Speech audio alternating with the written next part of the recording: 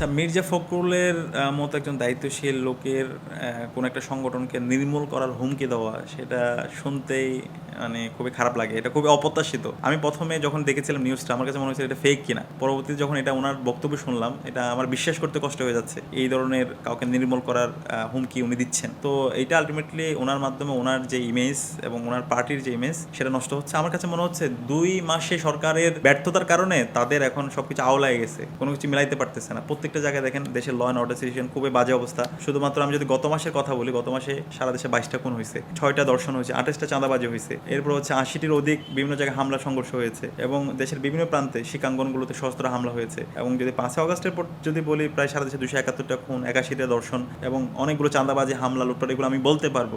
এরপরে হচ্ছে জ্বালানি সংকট, দেশের প্রত্যেকটা আপনার পাম্পের সামনে যান, ঘন্টার পর ঘন্টা মানুষ দাঁড়িয়ে আছে। শিক্ষামন্ত্রী উনি কি বলছেন উনি নিজে জানেন। উনি এখনো বলে আছেন 2001 সালে নকলের কথা, কিন্তু শিক্ষা ব্যবস্থার যে আমূল পরিবর্তন করে, এবং তিনি ক্লাসরুমগুলোতে গিয়ে শিক্ষার্থীদেরকে বলছেন তোমরা কার পিছনে রাজনীতি করবা, এবং খালেদা জিয়ার নাতনির নাম কি, তারেক জিয়ার মেয়ের নাম কি। তো একজন শিক্ষামন্ত্রী যখন এই প্রশ্নগুলো বলে, এবং যিনি পরিবহন মন্ত্রী তিনি বলছেন খুবই স্বস্তিদায়ক ঈদ হয়েছে, যেখানে এবার 351 জন আমাদের যাত্রীরা এবং হচ্ছে তারা মারা গিয়েছে। এরপরে সারা দেশে এখন হামের প্রভাবে প্রায় 200-এর অধিক শিশুরা মারা গিয়েছে। প্রত্যেকটা জায়গায় সংকট, প্রত্যেকজন মন্ত্রী ব্যর্থ। এবং সবচেয়ে বড় কথা হলো জুলাই সনদ, যেটার উপর ভিত্তি করে আজকে, জুলাইয়ের উপর ভিত্তি করে আজকে আমরা এই নতুন বাংলাদেশ পেয়েছি।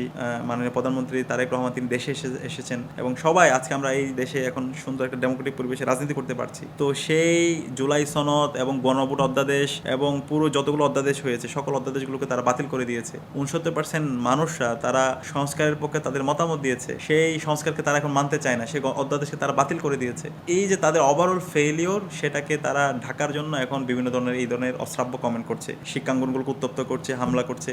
একই সাথে মির্জা ফখরুল সে বলছে হচ্ছে নির্মূল করবে। তো আলটিমেটলি আমার কাছে মনে হচ্ছে তাদের এই যে নিজেদের মধ্যে একটা অস্থিরতা তৈরি হয়ে গেছে তাদের ব্যর্থতার কারণে। তো আমি বলবো একটু শান্ত হন, সবাইকে নিয়ে একসাথে কাজ করেন। কিন্তু এইভাবে নির্মূলের হুমকি, এগুলো আমরা ওবায়দুল কাদের থেকে শুনতে পাইছি। তো আজকে তারা কোথায় তা আমরা জানি।